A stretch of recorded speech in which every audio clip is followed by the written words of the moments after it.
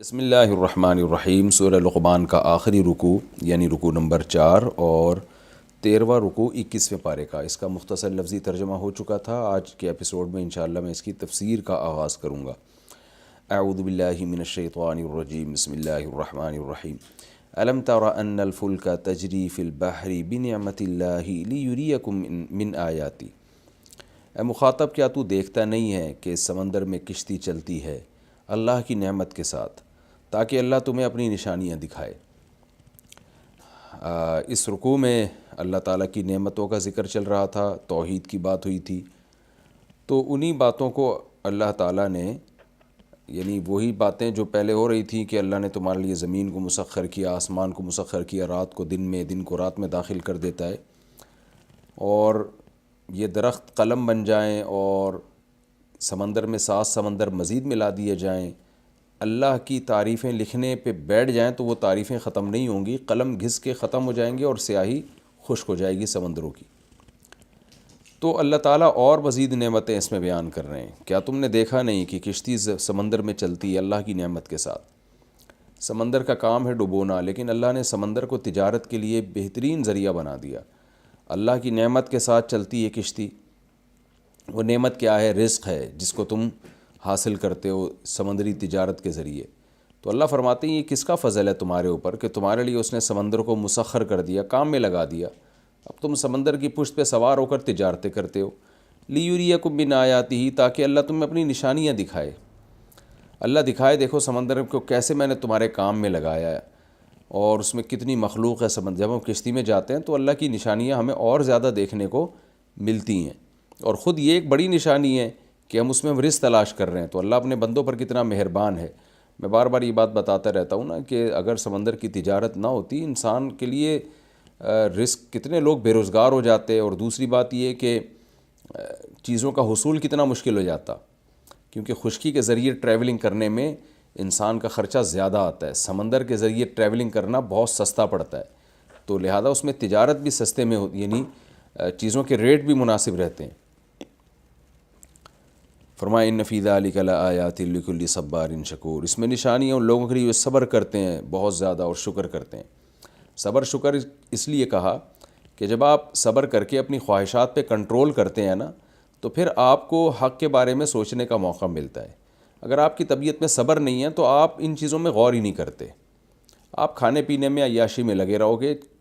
کون ہے جس نے سمندر کو مسخر کیا؟ کون ہے جس نے ہمارے لیے تجارت کو آسان کیا؟ کون ہے جس کے فضل سے ہم یہاں سے نعمتیں اٹھا کے دوسرے ملکوں میں لے جاتے ہیں؟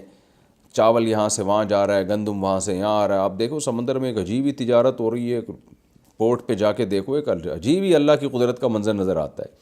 اتنے بڑے بڑے جہاز آ کے لگ رہے ہوتے ہیں پورٹ پہ، اور کہاں سے گندم کے پورے کنٹینر بھر کے آ رہے ہوتے ہیں، چاول کے کنٹینر بھر کے آ رہے ہوتے ہیں، یہاں سے اتنی چیزیں جا رہی ہیں، گاڑیاں بھر کے آ رہی ہوتی ہیں، ایسے کھلونوں کی طرح رکھی ہوئی ہوتی ہیں جہازوں میں۔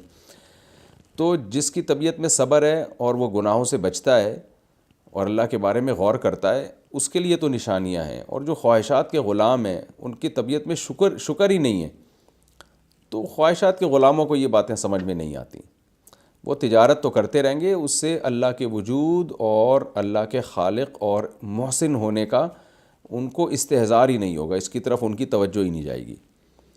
آگے فرمایا وَإِذَا غَشِيَهُم مَّوْجٌ كَالظُّلَلِ دَعَوُا اللَّهَ مُخْلِصِينَ لَهُ الدِّينَ۔ اللہ کی ایک اور تمہیں نشانی نظر آتی ہے، جب تمہیں موجیں گھیر لیتی ہیں، كالظُّلَلِ سائبانوں کی طرح، تو یہ کیا کرتے ہیں؟ دَعَوُا اللَّهَ مُخْلِصِينَ لَهُ الدِّينَ، مشرکین اپنے بتوں کو اس وقت بھول جاتے ہیں، لات منات عزا وغیرہ سب کو بھول کے صرف ایک اللہ کو پکار رہے ہوتے ہیں۔ فَلَمَّا نَجَّاهُمْ إِلَى الْمُخْلِصِينَ لَهُ الدِّينَ، اسی کے لیے پکار کو، دعا کو خالص کرتے ہوئے کہتے ہیں بھئی اللہ ہی سے مانگنا ہے۔ فَلَمَّا نَجَّاهُمْ إِلَى الْبَرِّ، جب اللہ انہیں خشکی کی طرف نجات دے دیتا ہے، فَمِنْهُمْ مُقْتَصِدٌ، ان میں کچھ لوگ معتدل ہوتے ہیں، زیادہ تر تو بگڑ ہی جاتے ہیں، دوبارہ بتوں کی پوجا شروع کر دیتے ہیں۔ کچھ ایسے ہیں جو کہتے ہیں بھئی ہم نے اب توحید پر قائم رہنا ہے۔ حضرت اکرمہ رضی اللہ تعالیٰ عنہ جو ابو جہل کے بیٹے تھے، وہ بھی اسی طرح ایمان لے کر آئے کہ جب مکہ فتح ہوا تھا نا تو وہ فرار ہو گئے۔ جب فرار ہوئے تو موجوں نے چاروں طرف سے گھیر لیا، سمندر کے راستے سے فرار ہوئے تھے وہ، تو چاروں طرف سے موجوں نے گھیر لیا، تو انہوں نے پھر اللہ سے دعا مانگی کہ اللہ تو نے مجھے نجات دی تو میں تیرے سوا کسی کی عبادت نہیں کروں گا۔ ان کو نجات مل گئی اور وہ الحمدللہ توحید پر قائم رہے اور اسلام قبول کیا انہوں نے۔ لیکن یہ آیت حضرت اکرمہ کے بارے میں نہیں ہے، کیونکہ وہ تو بعد میں مسلمان ہوئے تھے، اور یہ آیت تو مکی صورتوں میں سے ہے، لیکن اس کا مصداق حضرت اکرمہ بھی ہیں۔ آگے اللہ فرماتے ہیں وما یجحد بآیاتنا، ہماری یہ نشانیوں کا انکار نہیں کرتے، الا کل ختار کفور، مگر ہر بدعہد اور ناشکرا۔ جو ناشکرا ہوگا اور بدعہد ہوگا، زبان کا پکا نہیں ہوگا، منافق کی نشانی ہے نا عہد شکنی، یعنی جو بول رہے ہیں اس کے خلاف چلنا۔ تو اس طرح کے جو لوگ ہوتے ہیں وہ اللہ کی آیات کا بھی انکار کرتے ہیں، اور جو کردار کے ایک نمبر ہوتے ہیں وہ اللہ کی آیات کا اعتراف کرتے ہیں۔ یا ایھا الناس اتقوا ربکم، اب اللہ تعالیٰ سورت کو ختم فرما رہے ہیں ایک حکم کے ساتھ۔ وہ حکم یہ ہے کہ اپنے اندر تقوی پیدا کرو، اللہ سے ڈرو۔ یا ایھا الناس اتقوا ربکم، اے لوگو اللہ سے ڈرو، اپنے رب سے ڈرو۔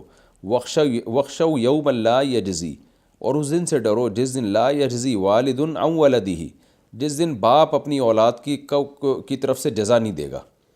یعنی ایسا نہیں ہوگا باپ کوئی فدیہ دے کے اپنی اولاد کو عذاب سے بچا لے۔ ولا مولود، اور نہ ہی بچہ ہوا جاز عن والدہ شیئا، وہ اپنے والد کی طرف سے کوئی جزا دے دے، بدلہ دے دے۔ جس کا جرم ہوگا اسی کو سزا ملے گی، کوئی ایک دوسرے کے کام نہیں آئے گا۔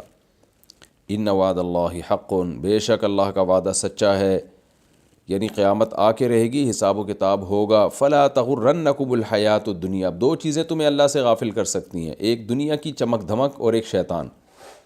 دنیا کی چمک دھمک تو ایسی ہے جس کی طرف انسان کا نفس مائل ہوتا ہے، گاڑیاں، بنگلے اور لوگوں کی عیاشی دیکھ کے تمہارا دل چاہے گا تم خدا کو ناراض کر دو، عیاشی میں پڑ جاؤ۔ یہ ہے دنیا کی زندگی۔ اس لیے اللہ نے فرمایا اس دنیاوی زندگی یہ تمہیں دھوکے میں نہ ڈال دے گی، یہ مسافر خانہ ہے، ختم ہو جائے گی۔ یہی مطلب ہے دھوکے کا، کہ ایسا لگ رہا ہوتا ہے جیسے یہاں ہمیشہ رہنا ہے۔ تو اپنے سے پہلوں کو دیکھا کرو، کتنے بڑے بڑے عیاش لوگ دنیا میں آئے، ختم، ایک دفعہ مرتے ہیں تو بس واپسی کا کوئی چانس ہی نہیں ہے۔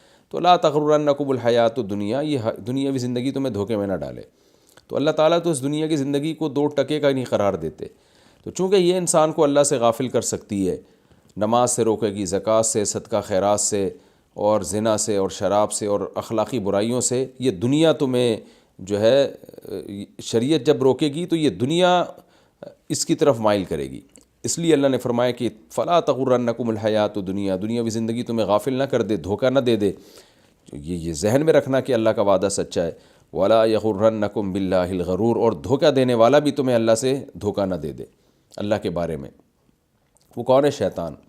شیطان میں نے بار بار بتاتا ہوں کہ وہ کیسے گمراہ کرتا ہے، برائی پہ اچھائی کا لیبل لگا دیتا ہے۔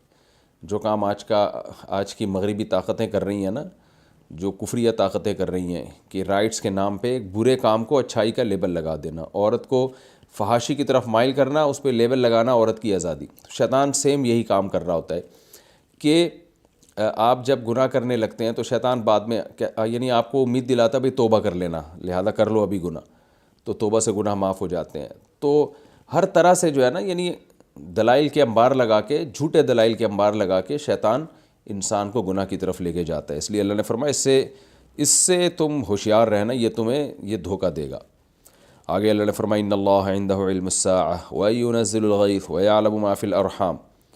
اب جب قیامت کی بات آتی ہے تو ایک ہی سوال ہوگا، قیامت آئے گی کب؟ تو اللہ نے فرمایا کہ غیب کا علم اللہ کے پاس ہے، غیب کا علم اللہ کے پاس ہے، لہذا اللہ ہی کو معلوم ہے کہ قیامت کب آئے گی۔ اس لیے ان اللہ عندہ علم الساعۃ، اللہ ہی ہے جس کے پاس ہے قیامت کا علم۔ وَيُنَزِّلُ الْغَيْثَ، بارش بھی وہی برساتا ہے، یعنی اسی کے پاس علم ہے بارش کا۔ یہاں یہ مطلب ہوگا کہ جب وہ چاہتا ہے برس جاتی ہے۔ وَيَعْلَمُ مَا فِي الْأَرْحَامِ، اور وہی جانتا ہے ما فی الارحام، عورت کے رحم میں کیا ہے، یعنی لڑکا ہے یا لڑکی ہے، مرد ہے یا عورت، یہ اللہ جانتا ہے۔ وما تدری نفس ماذا تکسب غدا، کسی نفس کو پتہ نہیں ہے کل وہ کیا کرے گا، یعنی کل اس کے ساتھ کیا ہونے والا ہے، کل وہ کیا کرنے والا ہے۔ وما تدری نفس بأی ارض تموت، کسی نفس کو پتہ نہیں ہے کس جگہ پر اس کی موت واقع ہونے والی ہے، کس زمین میں وہ مرے گا۔ ان اللہ علیم خبیر، اللہ جاننے والا بھی ہے، باخبر بھی ہے۔ تو یہ 5 چیزیں بیان کی گئی ہیں، ایک قیامت کا علم، دوسرا بارش، تیسرا ماں کے پیٹ میں کیا ہے، چوتھا کل آپ کے ساتھ کیا ہونے والا ہے یا آپ کیا کرنے والے ہیں، اور پانچواں آپ کی موت کہاں واقع ہوگی۔ یہ بڑا مشہور ٹاپک ہے آج کل، اس پہ بہت سارے اسکالرز بھی بہت ساری باتیں کر رہے ہیں کہ سوال پیدا ہوتا ہے آج کل تو الٹرا ساؤنڈ سے پتہ چل جاتا ہے لڑکا ہے یا لڑکی ہے، تو بارشوں کا بھی پہلے سے محکمہ موسمیات والے بتا دیتے ہیں۔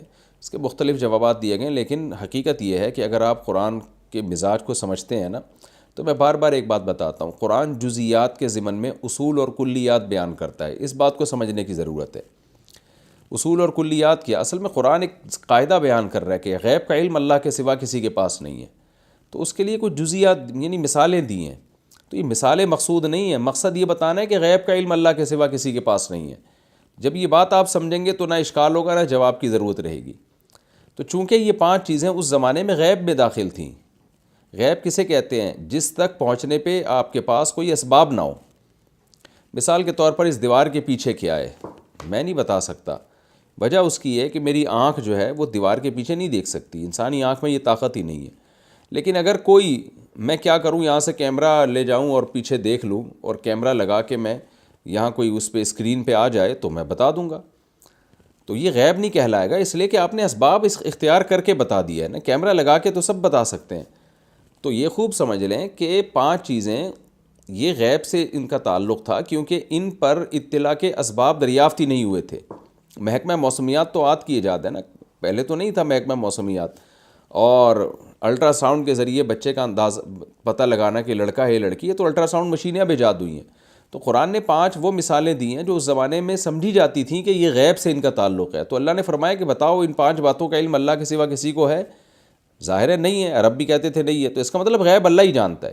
تو یہ مطلب نہیں ہے کہ 5 باتیں ہیں، اگر آپ کوئی جو ہے اسباب کوئی مشینیں ایجاد کر لیں تو جو ہے اس کے بعد بھی آپ کو علم نہیں ہو سکتا، ایسا نہیں ہے۔ جب مشین ایجاد ہو جائے گی، ریس کے ذریعے آپ معلوم کر لیں گے تو وہ تو آپ نے دیکھ لیا نا۔ اس کی میں ایک آسان مثال دیتا ہوں، جیسے جب یہ آیت نازل ہوئی، اللہ نے بتایا کہ ماں کے پیٹ میں کیا ہے، لڑکا یا لڑکی، کوئی نہیں بتا سکتا، تو اگر کوئی مشرک اٹھتا اس وقت کسی حاملہ عورت کے پیٹ کو چاک کر کے بتا دیتا کہ دیکھو میں دیکھ کے بتا رہا ہوں اس میں تو لڑکا ہے، تو ہم کیا کہتے بھائی تو دیکھ کے بتا رہا ہے نا، باہر بیٹھے بیٹھے بتا، تو بغیر دیکھے بتا کہ کیا ہے اندر، تو دیکھ جیا جب تو پھر غیب نہیں رہا۔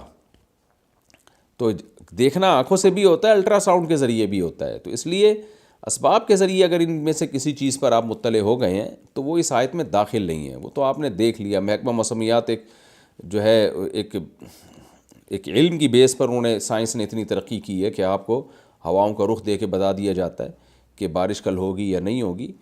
بعض ملکوں میں یہ 100% درست پیش گوئیاں ہوتی ہیں، بعض جگہ 100% درست نہیں ہوتی، 95% چانس ہوتا ہے، بعض جگہ 50% چانس ہوتا ہے صحیح ہونے کا، لیکن بہرحال 100% بھی اگر بتا دیا جائے تو وہ اس آیت کے مخالف نہیں ہے۔ اس آیت کا خلاصہ یہ کہ غیب کا علم اللہ کے سوا کسی کے پاس نہیں ہے، اور غیب کا علم اسے کہتے ہیں جس کے جاننے کے آپ کے پاس دنیاوی اسباب نہ ہو۔ دنیاوی سبب آپ کے پاس آ گیا تو وہ غیب رہا نہیں ہے، پھر وہ اس آیت میں داخل نہیں ہے۔ یہی دیکھ لینا کہ قرآن کہہ رہا ہے کسی نفس کو نہیں پتہ کہاں موت واقع ہوگی۔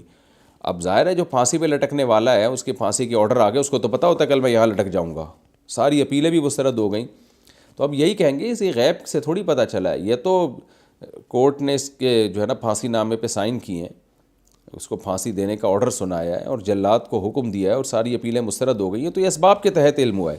تبھی مشرکین نے بھی اس آیت پہ اعتراض نہیں کیا کہ بھئی ہمیں تو فلاں کو تو پتہ تھا کہ آج اس نے مر جانا ہے، ڈاکٹر بعض دفعہ بتا دیتے ہیں بھئی تمہاری زندگی 3 دن کی رہ گئی ہے، تو یہ سب چیزیں اسباب میں داخل ہیں، تو اس لیے اسباب کے تحت کسی چیز کا علم ہوگا تو وہ غیب نہیں کہلائے گا اور اس کا اس آیت سے کوئی تعلق ہی نہیں ہے۔ تو اس آیت کا خلاصہ یہ ہے کہ غیب کا علم اللہ کے سوا کسی کے پاس نہیں ہے، جیسے کہ اللہ نے 5 مثالیں دے دی، تم گویا اللہ کہہ رہے ہیں کہ تمہیں پتہ ہے ان چیزوں کا علم اللہ کے سوا کسی کے پاس نہیں ہے، تو سمجھ جاؤ کہ غیب اللہ ہی جانتا ہے۔ تو یہ مطلب ہے اس آیت کا۔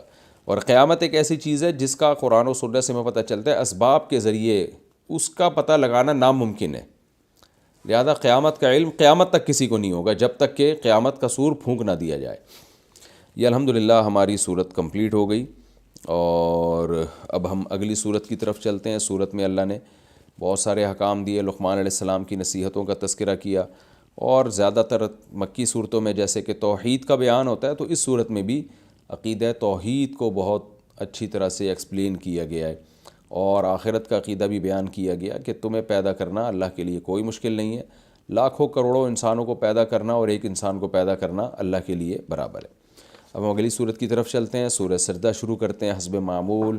اس کا مختصر لفظی ترجمہ ہوگا، مختصر گرامر کے ساتھ، پھر انشاءاللہ اس کی تفسیر ہوگی۔ بسم اللہ الرحمن الرحیم، یعنی 21ویں پارے کا رکوع نمبر 14 اور سورہ سجدہ کا رکوع نمبر 1۔ بسم اللہ الرحمن الرحیم، الف لام میم، حروف مقطعات میں سے ہے۔ تنزیل الکتاب لا ریب فیہ، کتاب کا نازل کرنا، ایسی کتاب لا ریب فیہ جس میں کوئی شک نہیں ہے، یعنی جس کے اللہ کی طرف سے ہونے میں کوئی شک نہیں ہے۔ من رب العالمین، اللہ رب اس رب کی طرف سے ہے جو تمام جہانوں کا پالنے والا ہے، یعنی کتاب کا نازل کرنا جو ہے یہ اس رب کی طرف سے ہے جو تمام جہانوں کا پالنے والا ہے، اور اس کتاب میں کوئی شک نہیں ہے۔ ام یقولون افتراہ، کیا یہ لوگ کہتے ہیں کہ افتراہ، کہ محمد صلی اللہ علیہ وسلم نے گھڑ لیا ہے اس قرآن کو۔ بل هو الحق، نہ بلکہ یہ کتاب تو برحق ہے، من ربک، تیرے رب کی طرف سے ہے، لتنذر، تاکہ تو ڈرا دے، قوما، ایک ایسی قوم کو، ما اتاہم من نذیر، کہ نہیں آیا ان کے پاس کوئی ڈرانے والا، من قبلک، آپ سے پہلے، لعلہم یہتدون، تاکہ یہ لوگ ہدایت پا جائیں۔ اللہ الذی، اللہ وہ ذات ہے، خلق السماوات والارض، جس نے آسمانوں اور زمین کو پیدا کیا، وما بینہما، اور جو کچھ آسمانوں اور زمین کے درمیان ہے ان سب کو پیدا کیا، فی ستۃ ایام، 6 دنوں میں، ثم استوی علی العرش، پھر وہ عرش پر مستوی ہو گیا، عرش پر جلوہ افروز ہو گیا۔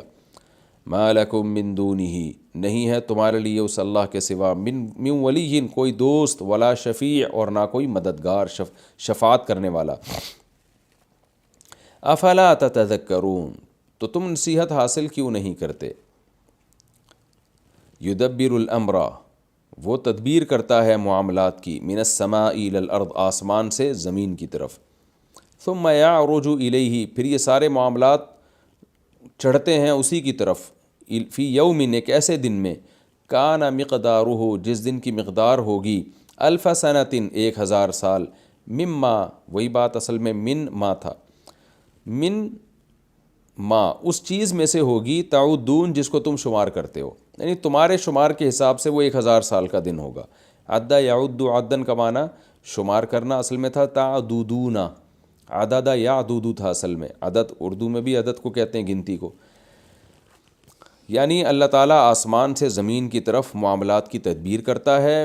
آسمان اس لیے کہا کہ اللہ تعالیٰ نے اپنے بارے میں ہمیں بتایا کہ میں عرش پر ہوں، تو یہاں آسمان سے بلندی مراد ہے، یعنی یہ والا آسمان مراد نہیں بلکہ بلندی مراد ہے۔ کل ما علا کا فہو السما، عربی میں ہر بلند چیز کو بھی آسمان کہا جاتا ہے، تو ادھر سے اللہ تعالیٰ فیصلہ کرتا ہے زمین کی طرف، جو فیصلے اللہ کی طرف سے ہوتے ہیں، پھر یہ تمام معاملات اس کی طرف لوٹ کر جا رہے ہیں۔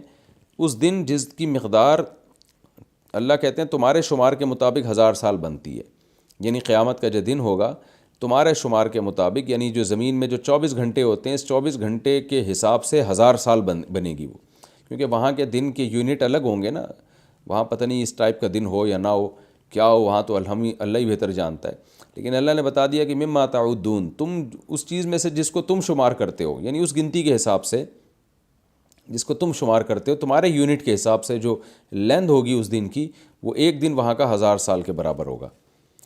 ذالک عالم الغیب، یہ اللہ ہے جو عالم الغیب ہے، غیب کا جاننے والا ہے، والشہادہ، اور حاضر چیزوں کا جاننے والا، یعنی جو چھپی ہوئی چیزیں ہیں ان کو بھی جانتا ہے، جو حاضر ہیں ان کو بھی جانتا ہے۔ العزیز، زبردست غالب ہے، الرحیم، اور رحم کرنے والا ہے۔ الذی احسن کل شیء، یہ اللہ وہ ذات ہے جس نے ہر چیز کو احسنا، عمدہ انداز سے بنایا، احسن کل شیء، ہر چیز کو اچھا کیا اس نے، یعنی اچھا کرنے کا مطلب یہاں پر یہ ہے کہ جیسا اس کو ہونا چاہیے تھا ویسا ہی بنایا، اس کو ایکسیلنسی کہتے ہیں نا، یہ نہیں کہ ہر چیز اچھی بنائی، دنیا میں بہت ساری چیزیں نقصان دہ بھی ہیں، لیکن جس کو جیسا ہونا چاہیے تھا ویسا بنایا۔ جیسے ہم کسی کو جب کوئی چیز کمپنی دیتی ہے نا پروڈکٹ بنانے کے لیے، تو آڑی ترچھی بنا دے تو کہتے ہیں برا بنایا، اور جب اچھی بنا دے کہتے ہیں بالکل اس میں آپ نے ایکوریٹ بنایا اس کو۔ تو جس چیز کو جیسا بنانا چاہیے تھا، چاہے نقصان دہ یا فائدہ مند، اس کو اس حساب سے بہترین بنایا۔ تو اس لیے اللہ نے فرمایا الذی اللہ وہ ذات احسن کل شیء، ہر چیز کو اس نے بہترین انداز سے بنایا. ہر کون چیز خلقہ، جس چیز کو بھی اس نے پیدا کیا. یہ کل شیء سے بدل ہے، خلقہ اس کی صفت ہے کل شیء کی. وبدأ خلق الانسان، اور انسان کی تخلیق کی ابتدا کی اس نے من طین، مٹی سے. ثم جعل، پھر بنایا اس نے نسلہ، انسان کی نسل کو، من سلالہ. سلالے کا لفظ پہلے، سلالہ کا لفظ پہلے گزر چکا ہے، میں اس کو ایکسپلین کر چکا ہوں. سورہ نور میں بھی یتسللون، کھسکنا. یہ تو اللہ نے کیا کیا ہے کہ من ماء مہین، ایک ذلیل پانی سے بنایا، ذلیل پانی کے سلالہ سے بنایا.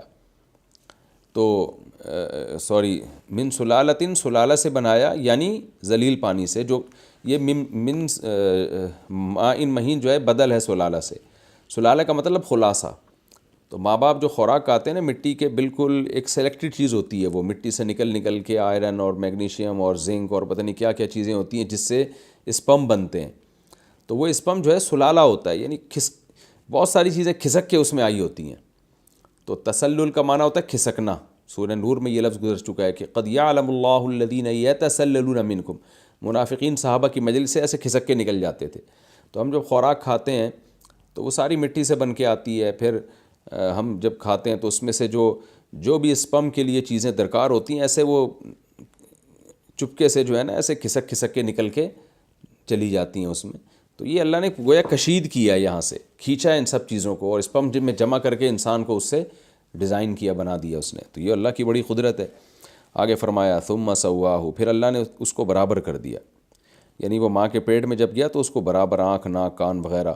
ونفخ فیہ من روحہ، پھر اس میں اپنی روح پھونک دی اس نے، یعنی جان ڈال دی اس میں.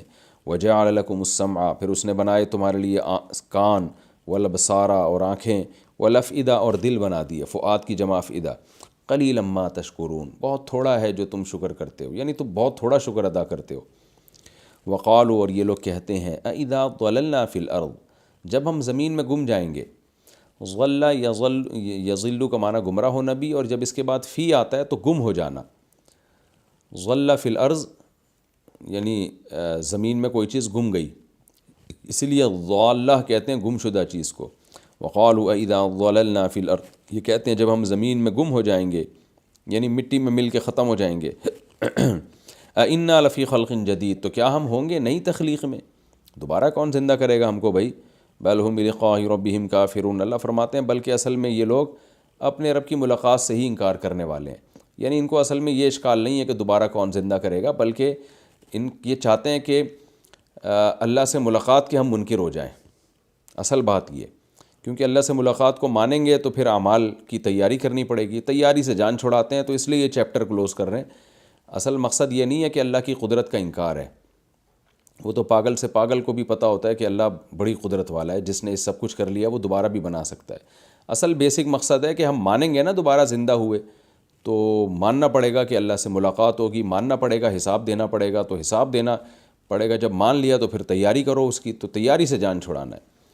قل یتوفاکم، اے نبی ان سے کہہ دیجئے تمہیں وفات دیتا ہے. وفات کا لفظ بہت دفعہ ایکسپلین کر چکا ہوں، میں اس کی ڈیٹیل میں نہیں جاؤں گا. ملک الموت، موت کا فرشتہ، ملک کہتے ہیں فرشتے کو.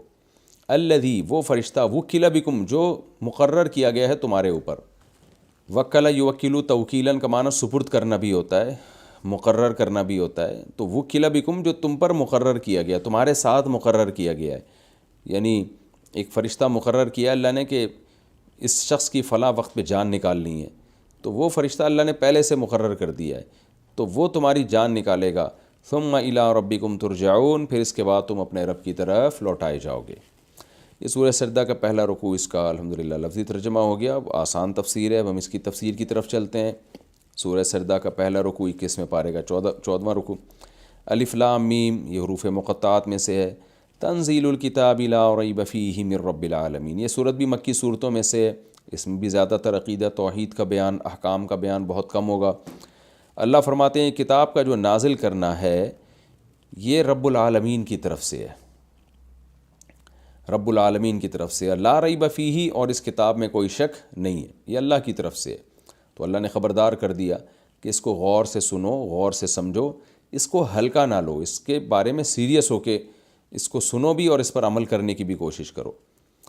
فرماتے ہیں ہم یقولون افترا، کیا یہ لوگ یہ کہتے ہیں کہ یہ محمد صلی اللہ علیہ وسلم نے گڑھ لی ہے؟ نہ نہ نہ، بل هو الحق من ربک، بلکہ یہ تو حق ہے آپ کے رب کی طرف سے ہے۔ اور کیوں بھائی، اس میں حکمت کیا ہے؟ اللہ کو کیا پڑی ہے کہ آسمان سے اپنا کلام کو نازل کر رہا ہے؟ کیا ضرورت ہے اللہ کو کہ محمد صلی اللہ علیہ وسلم کو منتخب کیا؟ فرمایا یہ اس لیے ہم نے یہ کام کیا، لتنذر قوما، کہ آپ ایک ایسی قوم کو ڈرا دیں، ما اتاہم من نذیر، جن کے پاس کوئی اب تک ڈرانے والا من قبل کا آپ سے پہلے آیا نہیں ہے۔ یعنی جو مکہ کے اس وقت لوگ تھے ان میں تو کوئی ڈرانے والا نہیں آیا تھا، جو پیغمبر گزرے تھے تو بہت قدیم تھے، اور مکہ میں تو حضرت ابراہیم اور اسماعیل علیہ السلام کے بعد کوئی پیغمبر بھی نہیں آئے۔ تو کیونکہ ان پر طویل زمانہ گزر چکا ہے، گمراہی کی طرف جائے چلے جا رہے ہیں، شرک، بدعتیں، قتل و غارت، جھوٹ، یہ ساری چیزیں ان کی سوسائٹی میں عام ہوتی چلی جا رہی ہیں، جس سے یہ سمجھ رہے ہیں کہ کوئی پوچھنے والا نہیں ہے۔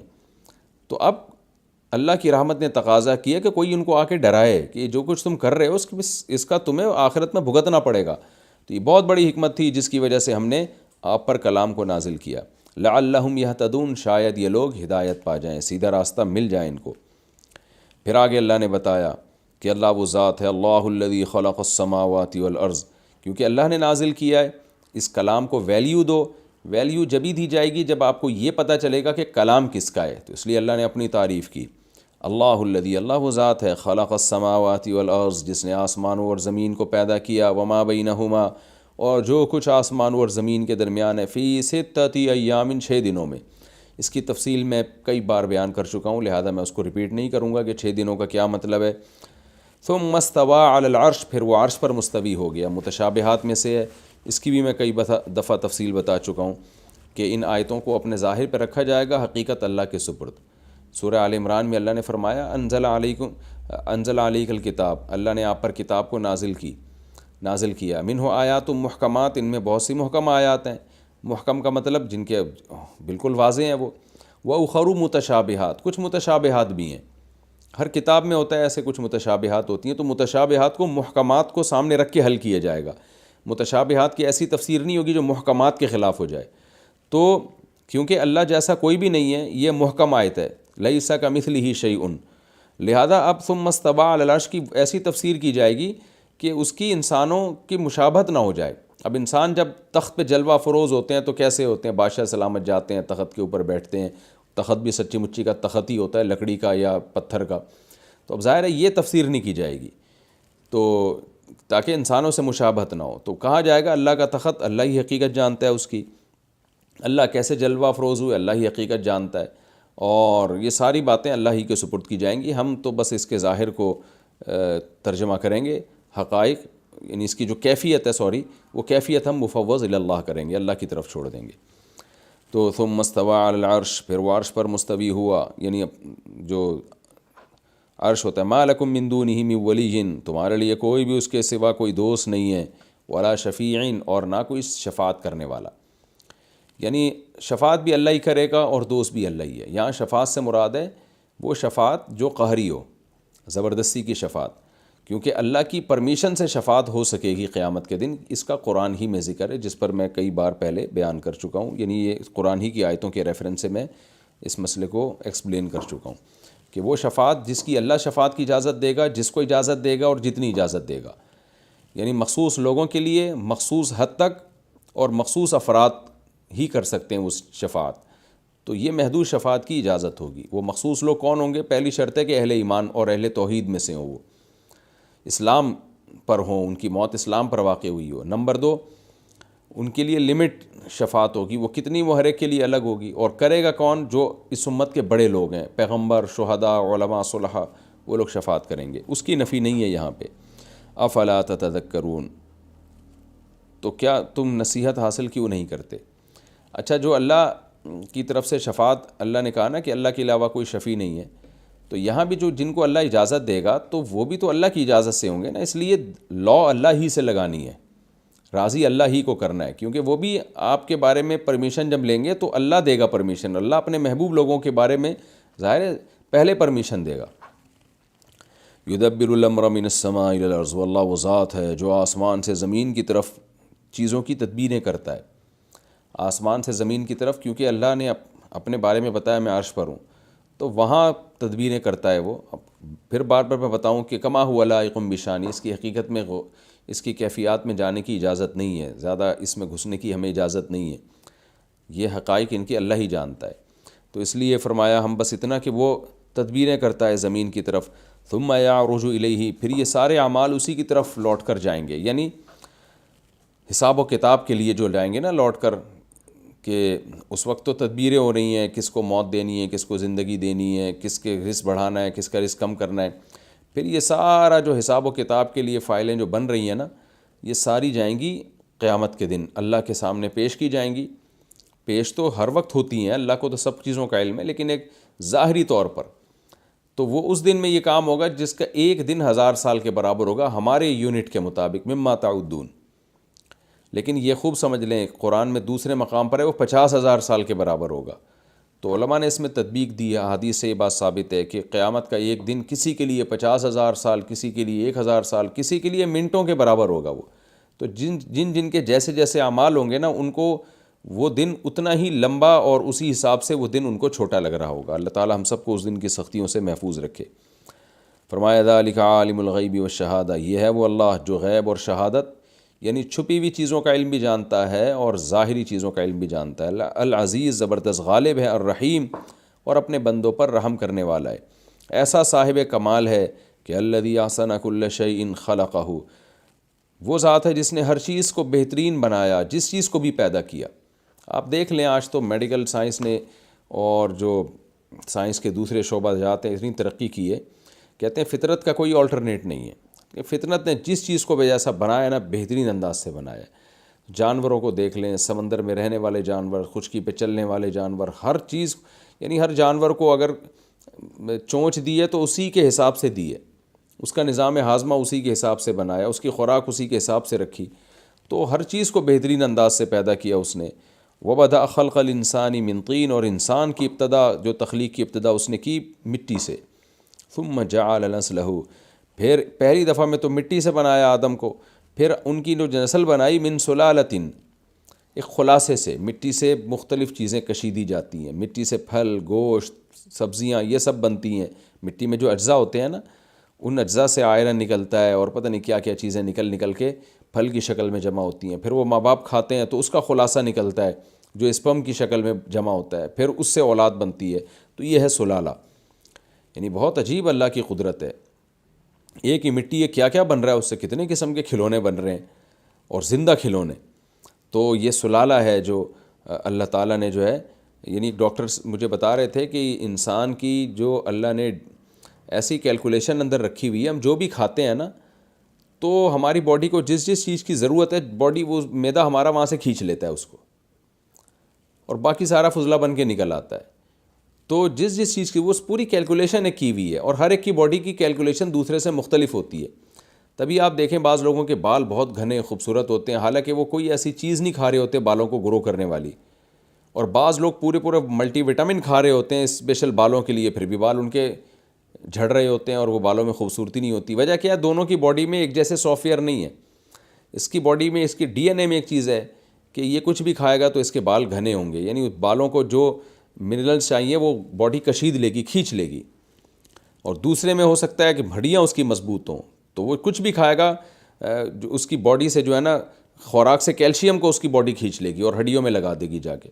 تو ہر ایک کا الگ ہے، اللہ نے رکھا ہے۔ تو اتنا زبردست نظام بنا دیا کہ انسانوں کا الگ، جانوروں کا الگ، اور پودوں کا الگ، ہر پودے کا دوسرے سے الگ، اور سب میں سافٹ ویئر انسٹال کر دیے۔ اب سب کو ایک جیسی کھاد، مٹی، پانی مل رہا ہے، لیکن رزلٹ سب کا بالکل ایک الگ آ رہا ہے۔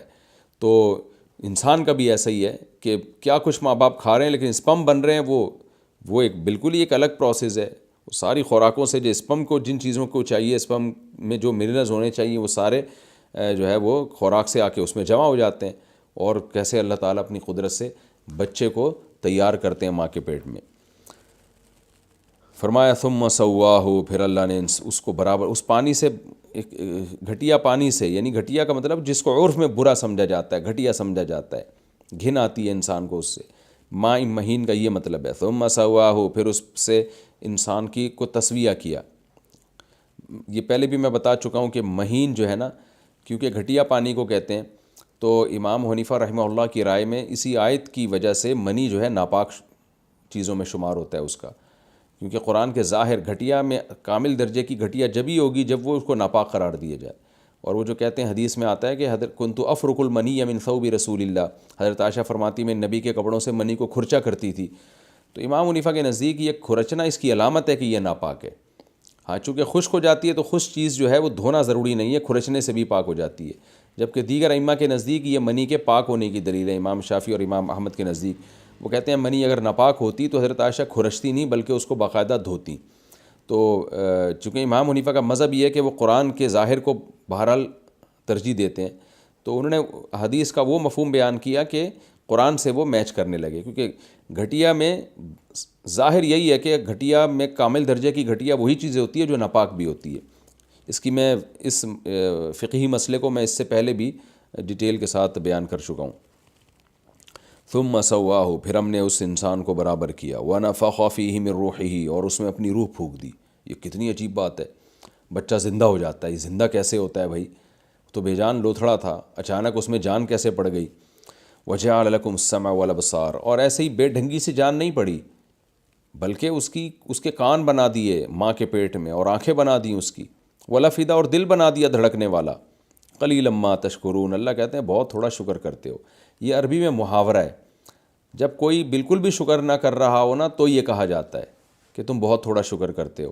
اس کا مطلب یہ نہیں کہ تھوڑا کرتے ہو، اور اصل بات یہ کرتے ہی نہیں ہو بالکل، کیونکہ یہ کوئی شکر نہیں ہے کہ آپ کو اللہ نے بنایا اور ساری نعمتیں دیں اور آپ اس کی نافرمانی کریں، تو جو نافرمان ہے وہ تو بالکل ناشکر ہے۔